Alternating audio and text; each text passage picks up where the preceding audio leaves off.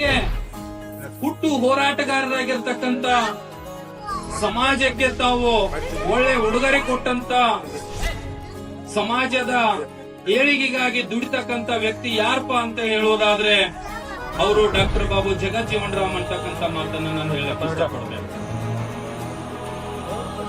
ಈ ಭಾರತದ ಇತಿಹಾಸವನ್ನ ನೋಡುವಂತ ಸಂದರ್ಭದಲ್ಲಿ ಡಾಕ್ಟರ್ ಬಾಬಾ ಸಾಹೇಬ್ ಅಂಬೇಡ್ಕರ್ ಅವರು, ಡಾಕ್ಟರ್ ಬಾಬು ಜಗಜ್ಜೀವನ್ ರಾಮ್ ಅವರು ಒಂದು ನಾಣ್ಯದ ಎರಡು ಮುಖಗಳಿದ್ದ ಹಾಗೆ, ಒಂದು ನಾಣ್ಯದ ಎರಡು ಮುಖಗಳಿದ್ದ ಹಾಗೆ. ಡಾಕ್ಟರ್ ಬಾಬಾ ಸಾಹೇಬ್ ಅಂಬೇಡ್ಕರ್ ಅವರು ಸಂವಿಧಾನವನ್ನ ನಮ್ಮ ದೇಶಕ್ಕೆ ಕೊಡುವಾಗ ಅವರ ಕೊಡುಗೆ ಬಹಳ ಉನ್ನತವಿದೆ. ಅವರಿಗೆ ನಾವು ನಮಿಸ್ತೇವೆ.